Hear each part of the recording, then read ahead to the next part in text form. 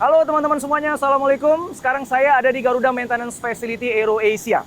Itu adalah sebuah perusahaan Indonesia yang bisnisnya adalah pemeliharaan pesawat. Dan ini adalah salah satu yang terbesar di Asia Tenggara. Saya sekarang ada di salah satu hangarnya.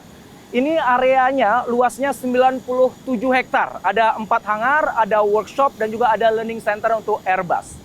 Hari ini kita akan ditemani langsung oleh Bapak Andi Fahrurozi. Beliau adalah CEO dari PT Garuda Maintenance Facility AeroAsia. Beliau akan cerita untuk kita semuanya nih, gimana sih prosesnya kalau pesawat itu mau direparasi, mau di-maintain, ya teknologi apa aja yang dipakai, dan kita akan keliling-keliling ke sini sampai puas. Dan tentu aja kita juga akan bahas nantinya, apa sih yang sekarang sedang terjadi di industri pesawat terbang, khususnya di maintenance, dan gimana GMF ini benar-benar mendudukkan dirinya sebagai salah satu pemain yang sangat penting di Asia. Langsung aja yuk, kita temuin Pak Andi.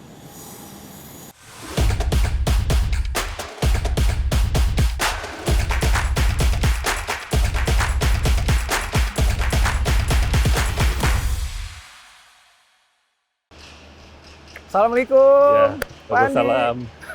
Selamat datang di GMF. Terima kasih Pak, makasih banget nih. Masya Allah nih, aku dari pertama masuk ke sini langsung, wow luar biasa. Kita pernah ketemu tahun lalu di sini Pak ya. Waktu itu kita ada workshop di sini dan di hangar 4 ya Pak ya. Ini kita di hangar? Ini hangar 2. Hangar 2 ya.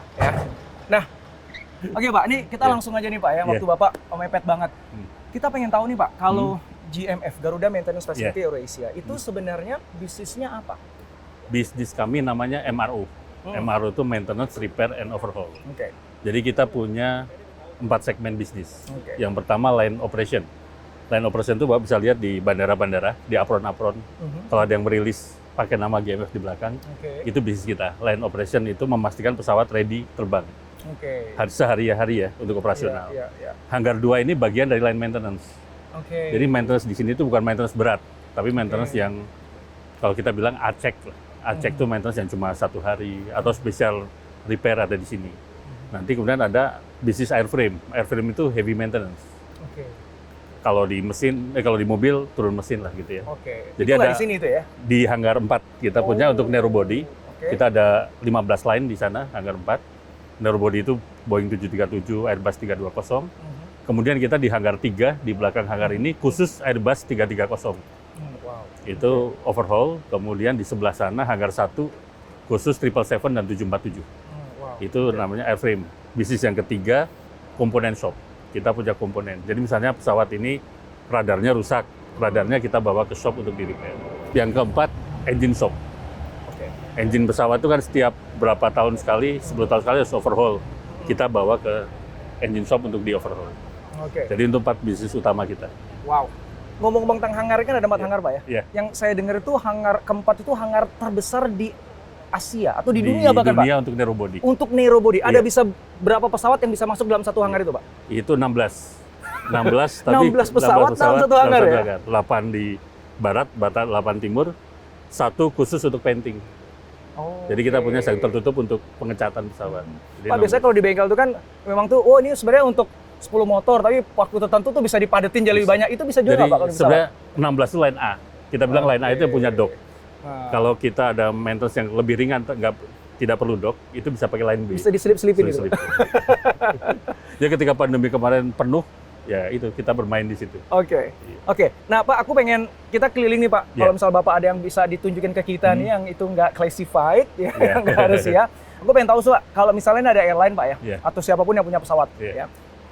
Jadi kliennya GMF, kemudian tolong dong di-maintain atau tolong dong di-repair. Itu prosesnya gimana tuh Pak? Dari awal mereka datang sampai kemudian mereka bisa keluar lagi itu gimana prosesnya? Yang pertama kita ada customer retail sama yang punya kontrak ya. Biasanya kita ikut tender. Mereka punya dalam 1 tahun punya rencana maintenance plan. Misalnya dia mau C-check itu kan tiap 2-3 tahun sekali. Di tahun ini misalnya dia punya 5 pesawat, kita ikut tender gitu. Misalnya kita menang, nanti dari workshop-nya apa? Workshop kan sudah diketahui apa.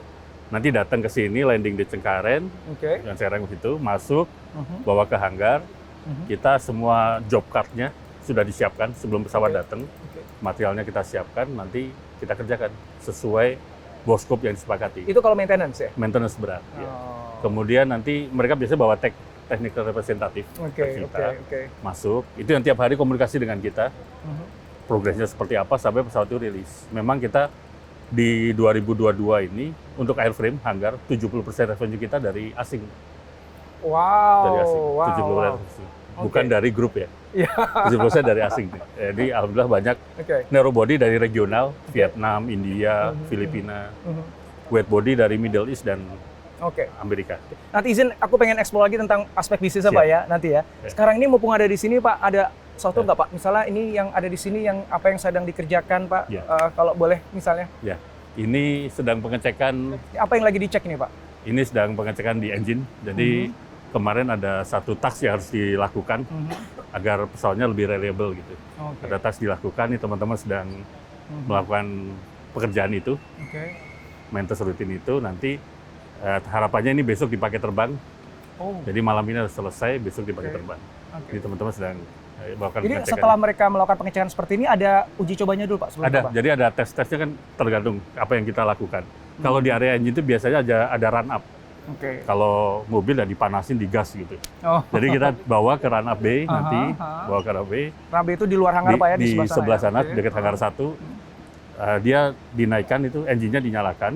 Jadi muter engine-nya? Muter, ya, dikeluarkan, tapi pesawatnya ditahan tidak berjalan gitu.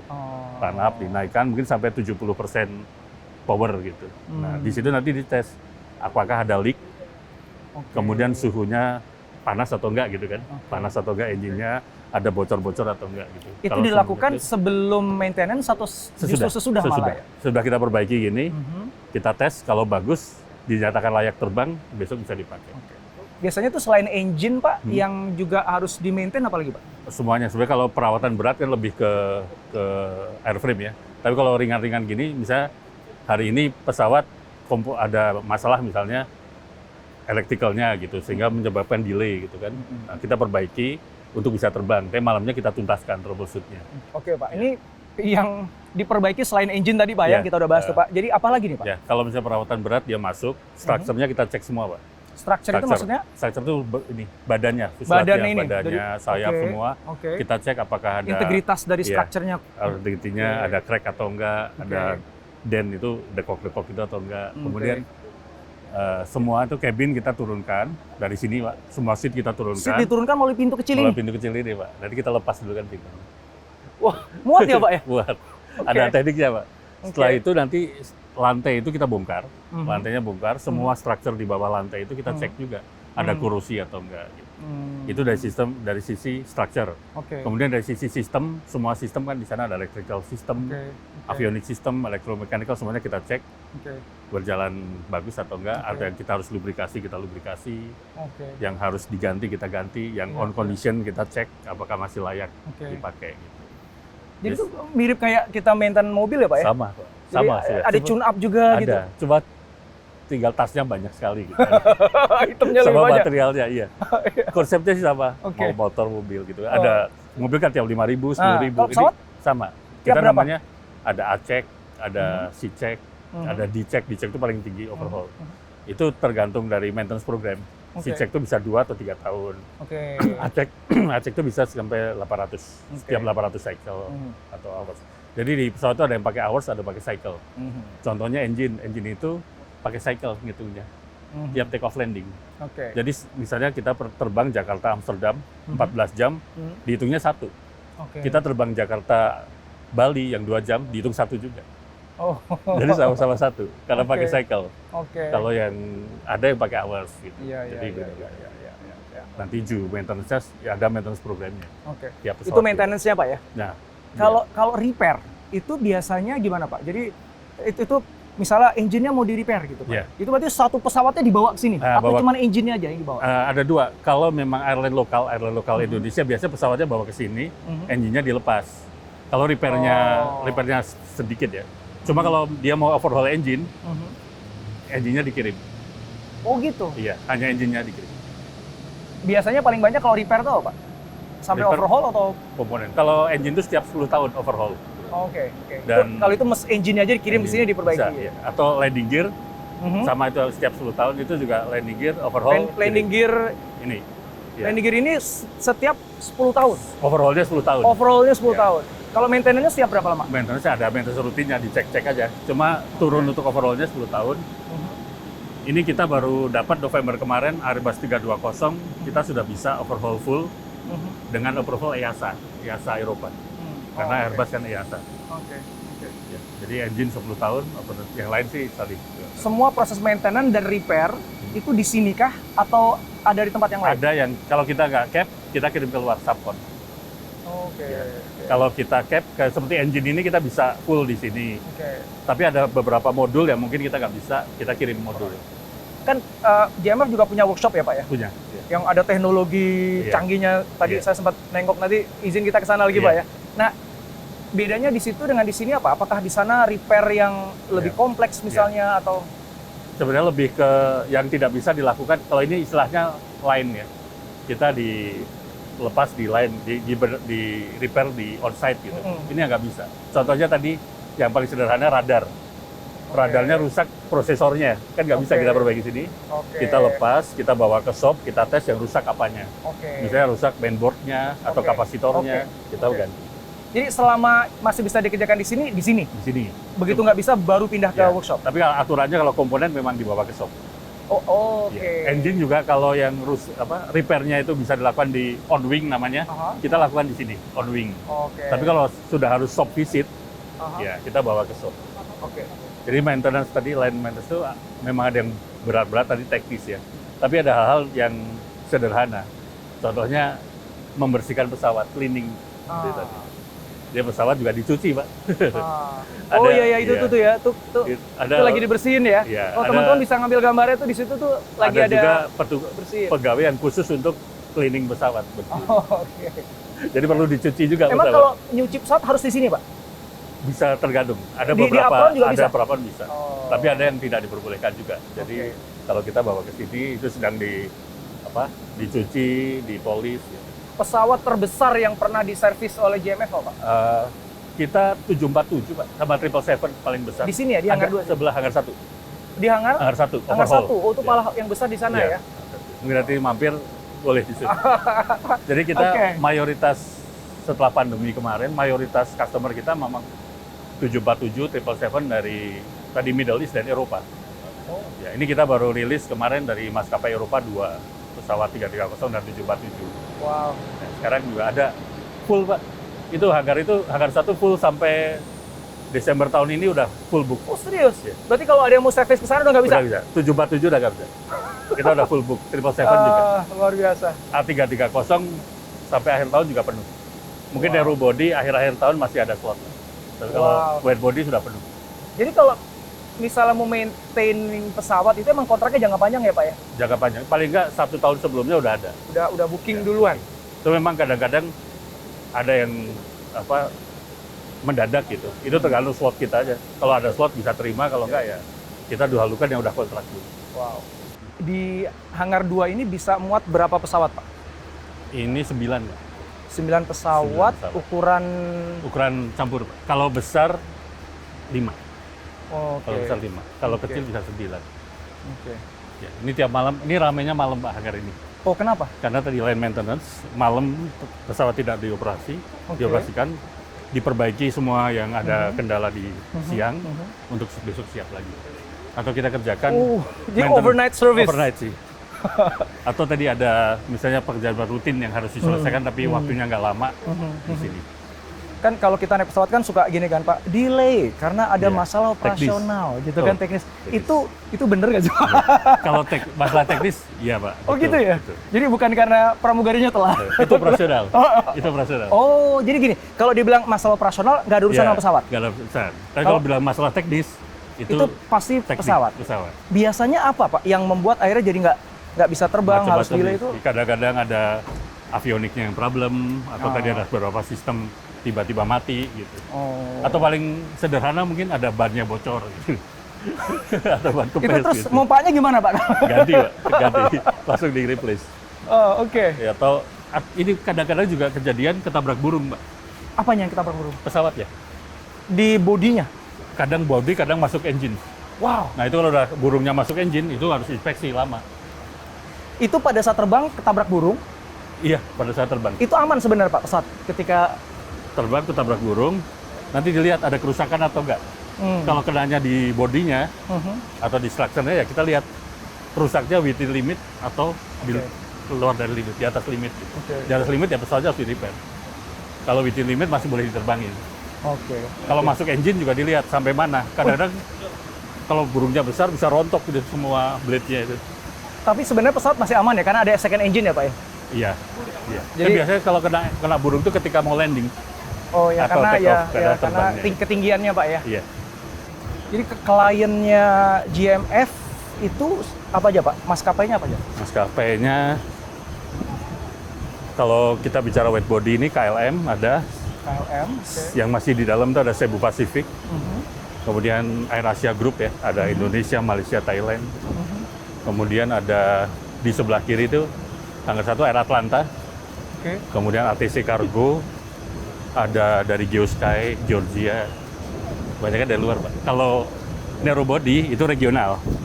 Regional itu maskapai airline Indonesia? Regional bukan, Vietnam. Vietnam. Regional ada itu Asia Tenggara? Iya, Asia Tenggara.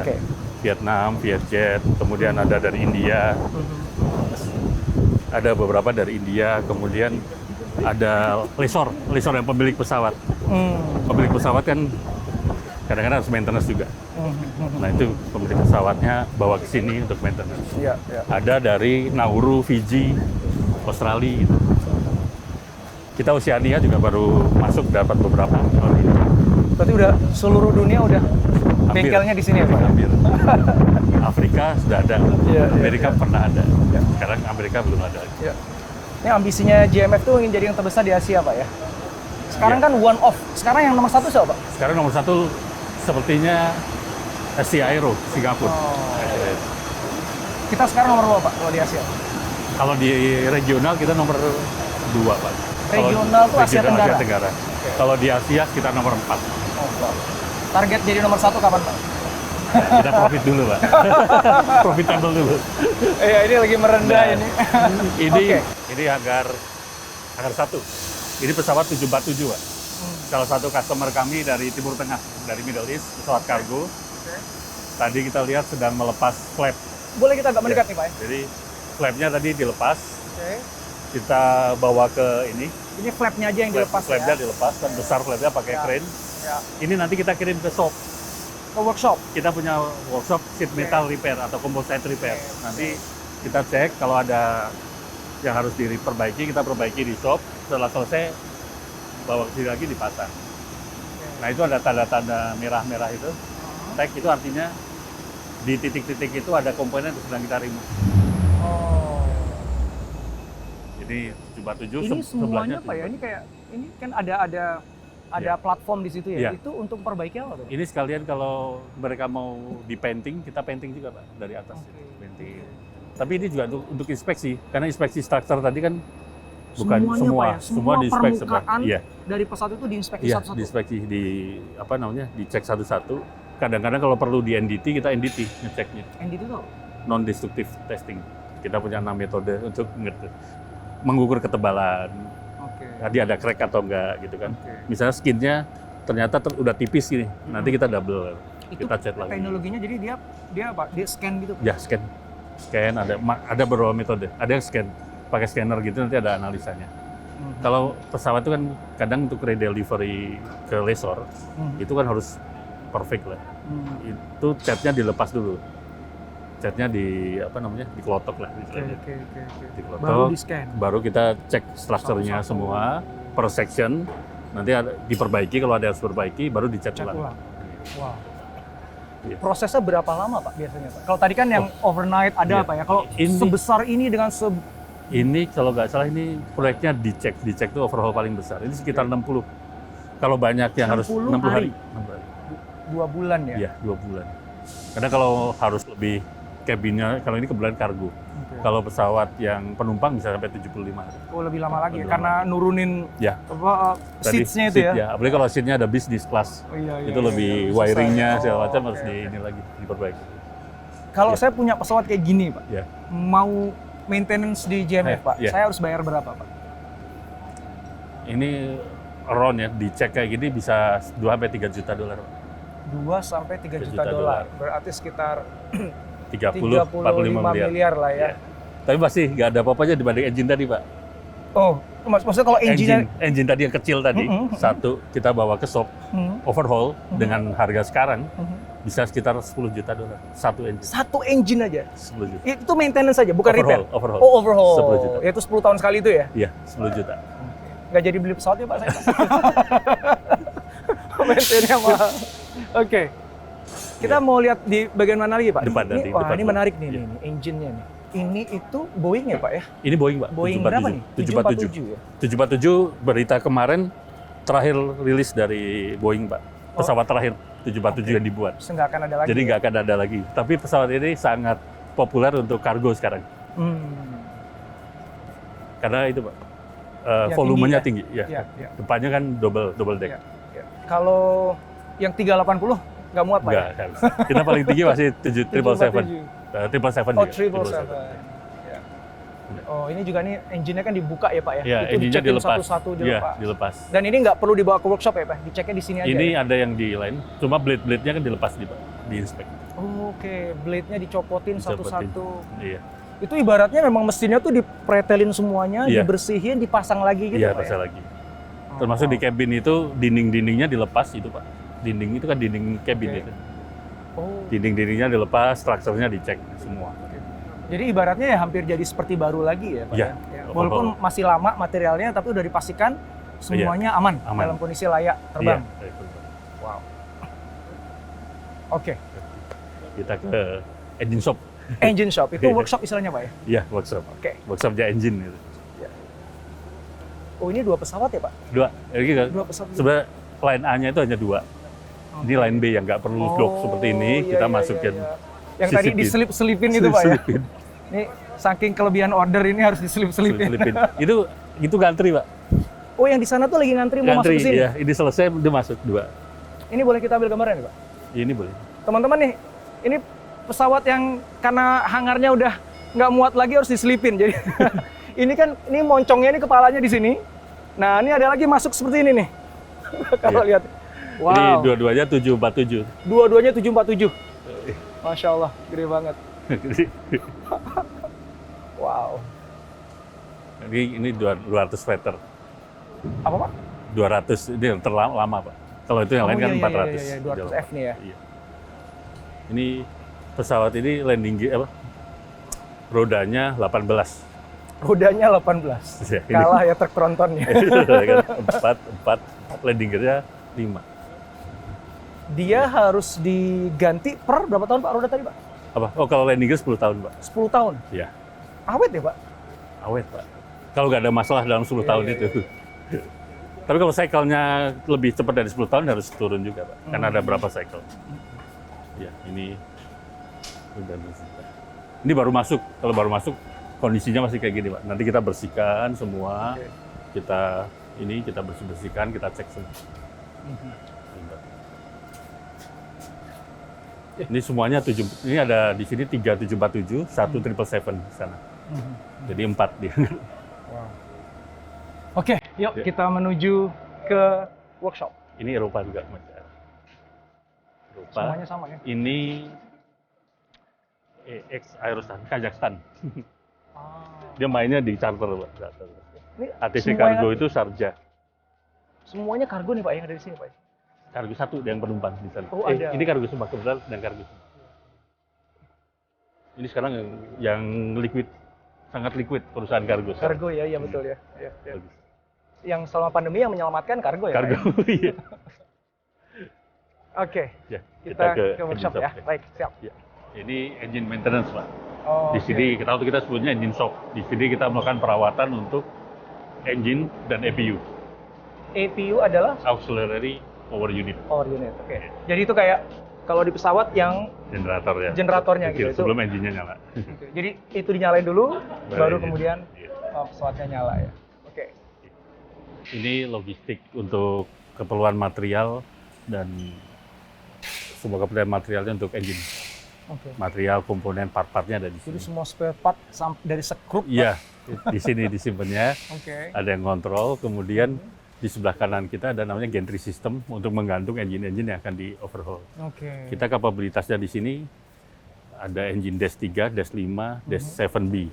Itu untuk pesawat Boeing dan Airbus 320. Ini Pak ya, yang gentry ini Pak ya? Ya, ini Jadi, gentry. khusus untuk ngangkut engine? Engine. Jadi engine-nya ditaruh di situ, kemudian kita bongkar, Pak. Jadi kalau yang lama kan kita pakai stand gitu, ditaruh di stand. Stand itu berarti kan dia berpijak di lantai gitu Pak ya? Gitu. Kalau dengan ini kan kita bisa movable ini, bisa pindah-pindah. Ini contoh ya. Ini gentry ini kita kembangkan sendiri, kita bangun sendiri atau ini dari ini? Kita bangun, kita bangun sendiri, bukan sendiri ya, tetap ada Iya, pasti ada vendor lah vendornya. ya. Ya, Tapi didesain oleh ya, kita, desain dibangun di Indonesia, Ya, kita pakai sendiri. Kita pakai sendiri. Jadi wow. Lihat ini engine, tapi di blade-nya udah dilepas. Jadi kita taruh sini, semua blade-nya dilepas. Kemudian ini semua part-part yang harus dilepas. Kita buka-buka ini seperti ini, berarti ada sedang dicopot-copot. Semuanya kita lakukan inspeksi. Yang harus diganti, kita ganti. Yang harus di-repair, kita repair. Kalau misalnya ada yang blade tadi kita ambil, kita inspeksi. Kalau out of limit, kita repair atau kita ganti. Jadi bisa diganti atau repair. Ini nanti engine itu sampai piece part-nya kan kita lepas semuanya. Kita buka. Ini masih utuh nih. Masih utuh sampai belakangnya masih utuh. Ini kita belah nanti seperti yang di sini.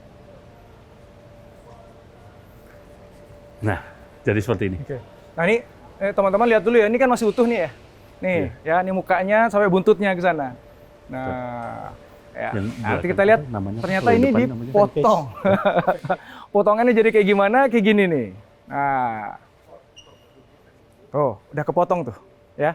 Tuh kelihatannya mungkin dari sini nih. Ya, cuma separuh nih. Jadi ini udah dicopot belakangnya.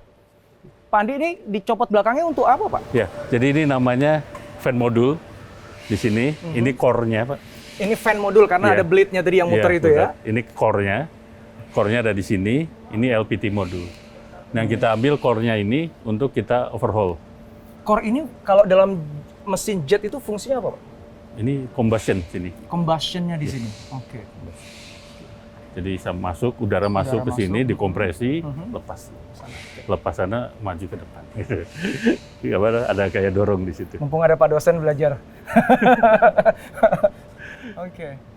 Teman-teman nih, kedatangan ahlinya kata Pak Andi ya, Pak Iqbal ya. Pak Iqbal di bagian apa Pak di sini, Pak? Di engine shop. Engine shop. Kita di sini melakukan perbaikan mesin pesawat. Oke. Boleh nih ceritain lagi. Tadi Pak Andi udah jelasin gimana nih cara jet engine ini kerja gitu. Tapi masih penasaran nih ya. Pak Iqbal nih kalau misalnya kita reparasi, biasanya reparasinya tuh apa yang direparasi, gimana caranya gitu, Pak? Jadi ini kan mesin gas turbin ya, menghasilkan gaya dorong gitu. Mesin ini terdiri dari 3 major modul. Ada fan modul, fan major modul, yang ada blade-nya tadi itu. Yang ada fan-nya, ada kipas besarnya di depan. Kemudian ini core-nya. Di situ ada kompresor dan turbin. Kemudian di belakang ada low pressure turbin. Jadi mesin itu kan dia ada udara masuk, dikompresi di kompresor, dibakar, kemudian hasil pembakaran itu mendorong turbin untuk berputar. Nah, putaran itu dipakai lagi untuk memutar turbin, fan di depan dan menghasilkan gaya dorong gitu. Nah, dalam proses maintenance-nya ini juga dibagi dalam modul sehingga bisa dikerjakan oleh tim-tim yang berbeda. Karena masing-masing itu kan expert dalam areanya masing-masing. Nanti setelah dipisah menjadi modul, kemudian dibongkar sampai ke piece part yang paling kecil. Skrup-nya. Sampai skrup, sampai blade yang kecil-kecil, kemudian itu diinspeksi, ada NDT-nya, kemudian dilakukan kalau ada finding, itu harus dilakukan perbaikan. Atau kalau tidak bisa diperbaiki, harus ganti dengan baru. Jadi yang untuk bagian fan ini ada ahlinya sendiri, yang tengah ini ada ahlinya sendiri, ini ahlinya sendiri. Jadi ketika di servis dipisah supaya masing-masing ahlinya ngurusin di bagiannya sendiri-sendiri. Betul. Wow. Dan itu paralel kerjanya berarti ya? Paralel. Makanya ada sistem modular gitu. Itu hasilnya, Pak. Setelah dipecah. Dipecah. Nanti setelah selesai overhaul, di assembly lagi. Kemudian kita tes di test cell. Kita punya test cell. Kalau ini tuh ini yang fan ya Pak ya, yang depan ya, fan ya. Di sana itu udah disambung lagi ya? Iya. Udah disambung lagi ya. Lewat sini kan Pak.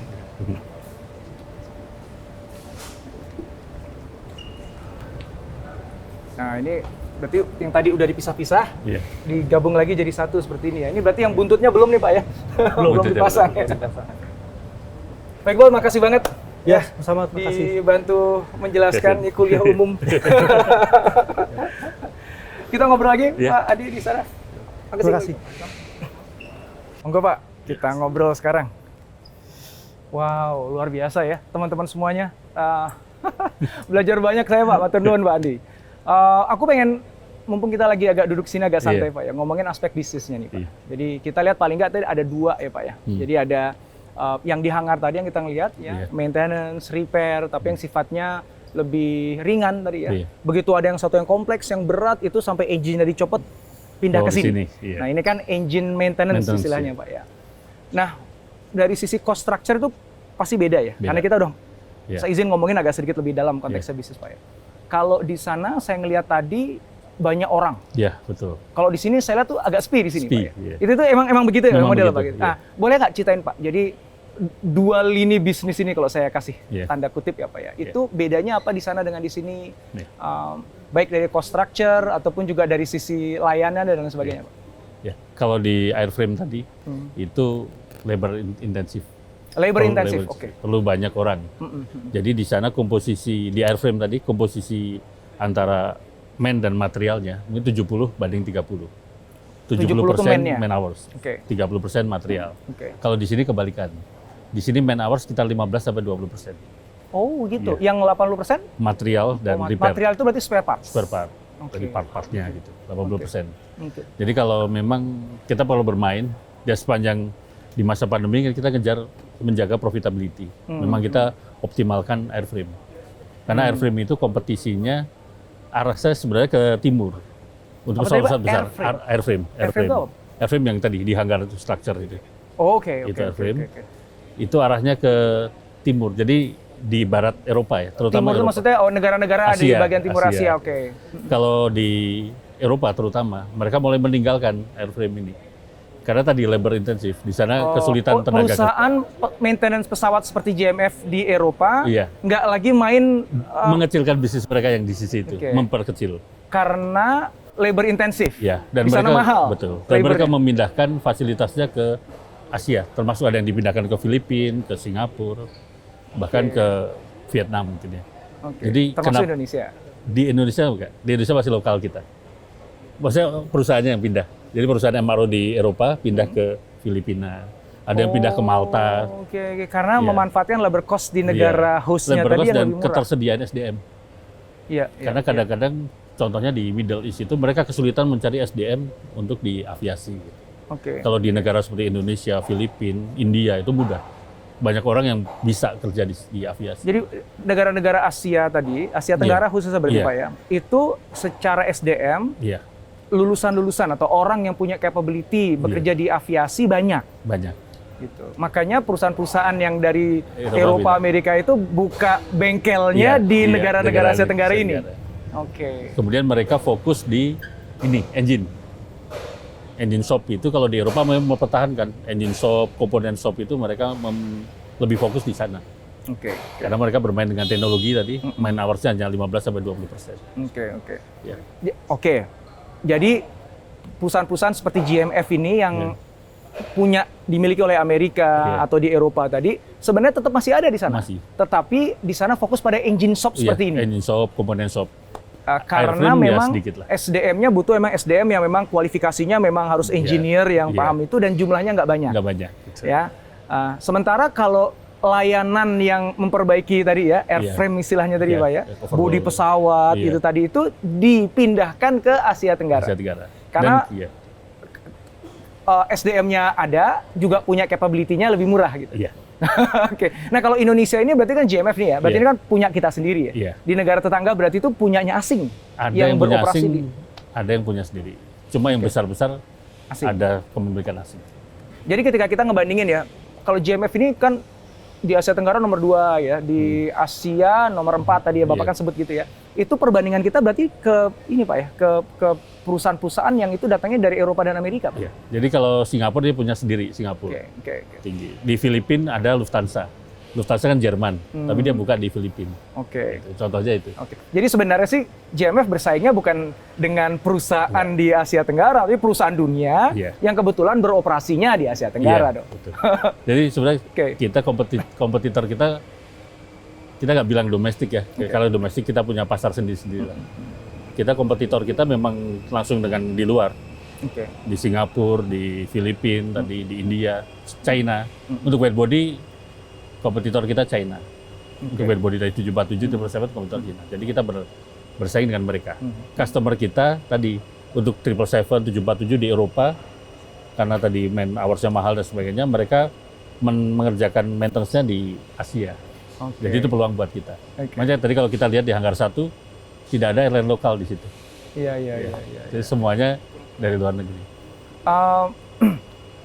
Berarti klien atau permintaan layanan yang banyak masuk ke GMF itu lebih banyak yang di sini Pak, di engine ini, ya, atau di Hanggar Pak? Di Hanggar. Secara jumlah pekerjaan di Hanggar. Secara revenue? Tapi secara revenue tahun 2023 ini di forecast kami engine. Oh wow. Karena selama pandemi kan banyak airlines yang grounded. Engine-nya yang harusnya overhaul tidak di-overhaul. Mulai tahun ini mereka mulai mengirimkan engine-nya. Dan kapasitas di dunia kan yang punya slot engine maintenance nggak banyak. Ketika slotnya penuh, ya mereka nggak ada opsi-opsi lain. Nah itu yang kita tangkap. Nah, jadi kita kalau ngomongin keunggulan kompetitifnya GMF Pak ya, kita compare dengan perusahaan-perusahaan di Singapura yang milik mereka sendiri, ataupun perusahaan yang di Asia Tenggara yang itu datangnya dari Eropa dan Amerika. Keunggulannya GMF apa Pak? Satu menurut saya labor. SDM, kita punya SDM yang... Dari sisi apa di labornya? Dari knowledge-nya, dari kapabilitasnya. Kita berani bersaing gitu, labor, karena kita quality gitu. 2 hari lalu kita baru merilis pesawat dari customer kita di Eropa, 330 overhaul passenger, bukan kargo, passenger. Kita bisa TAT kita, turnaround time kita 1 hari lebih cepat dari kontrak. Di mana kontrak itu basis mereka adalah ketika mereka dirawat di negaranya, atau di subkon di negara lain lah. Mereka bisa 45 hari, itu jadi basis kontraknya, kita bisa 44 hari. Jadi kita tidak merasa ada SDM kita bisa bersaing. Masalah kita kan supply chain. Supply chain itu karena ya impor, ekspor dan sebagainya kan memang tidak mudah di Indonesia. Tapi kalau masalah keahlian, kita bisa bersaing.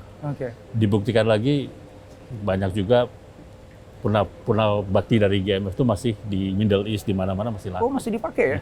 Oh wow. Apakah artinya gini, udah ke GMF aja, secara kualitas udah bagus, karena didukung oleh SDM yang bagus, secara harga kompetitif? Iya, betul. Oh gitu ya? Oh oke. Makanya kita sebenarnya unggulan kami airframe, karena itu. Dan kita punya workshop, punya MRO yang integrated. Ini tidak banyak sekarang MRO yang integrated di dunia. Contohnya SRT itu Swiss dulu ya. SRT itu sekarang engine shop-nya ada di Swiss, di Zurich. Tapi airframe-nya dipindahkan ke Malta. Kemudian komponen shop-nya di Malaysia. Walaupun sekarang dijual ke perusahaan lain lagi di Malaysia. Di kita, antara hanggar airframe, engine shop, komponen shop di satu area. Sheet metal shop di satu area. Jadi ketika ada masalah di pesawat, kita bisa mengerjakannya di satu lokasi.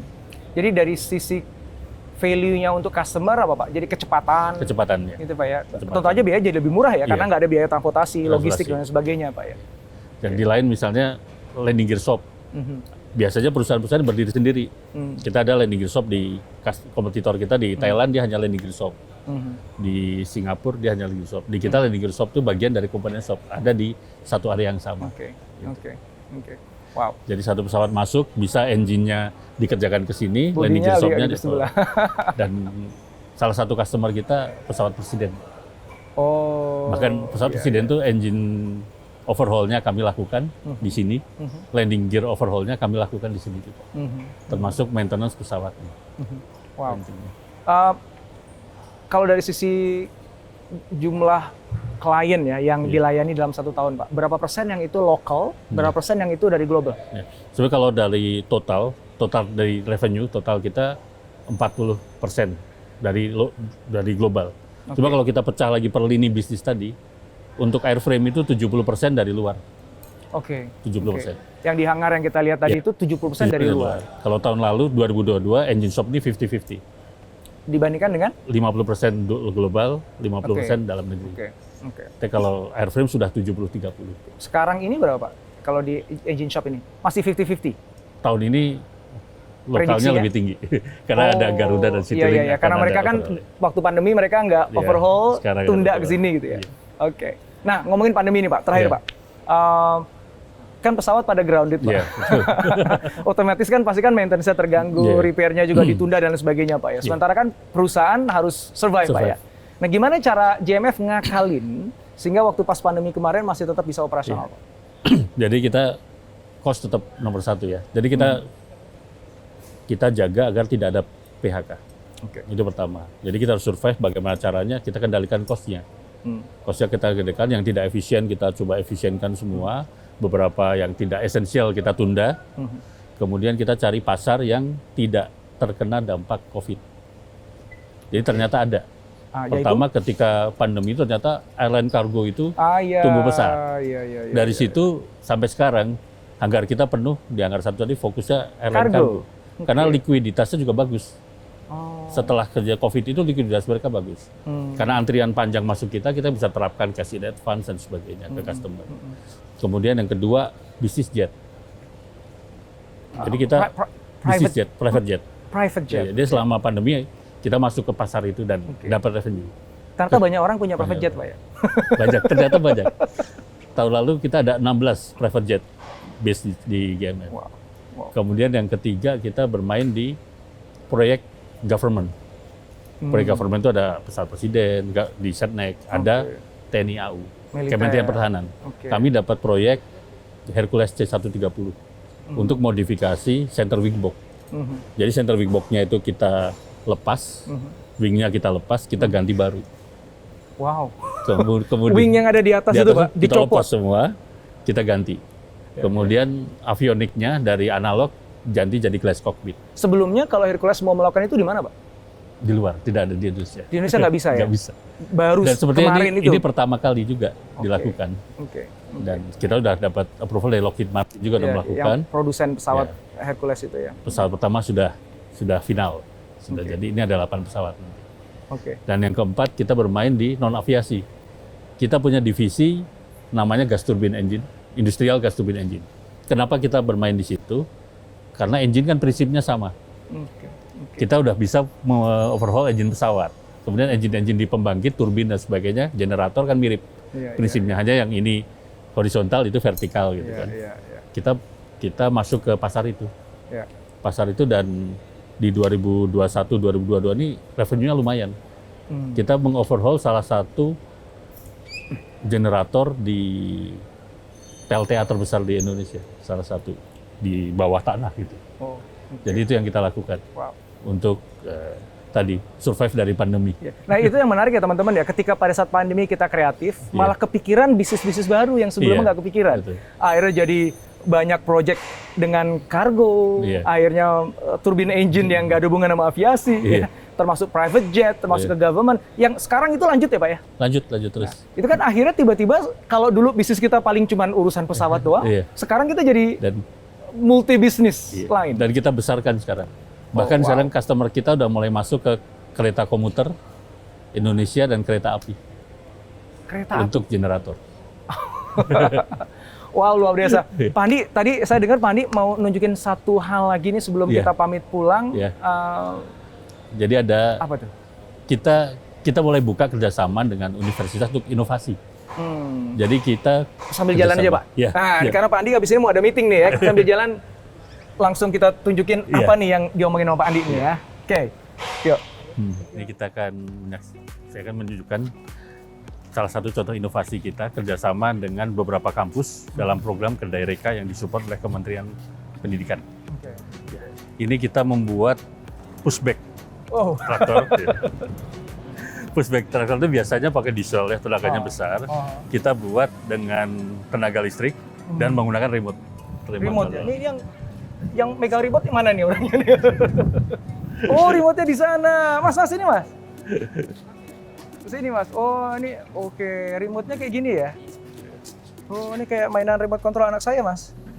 Biasanya pegang remote gini untuk drone ya? Iya. Ini untuk ini ya? Oke, Iya. oke. Jadi juga satu lagi kita bikin baggage traktor, baggage towing traktor. BTT itu biasanya untuk membawa bagasi. Kalau bagasi dari pesawat diturunkan. Oke. Ini dulu kita konversi kalau itu. Oke. Konversi dari fossil fuel. Oke. Itu tuh dari dulu biasanya mau bentuknya kayak Bentuknya gini, seperti cuma itu. diganti engine-nya Ganti jadi listrik engine-nya jadi sekarang. listrik sekarang. Itu nanti bisa dioperate di bandara-bandara Oke. membawa bagasi atau membawa material kalau antar tempat di GMF.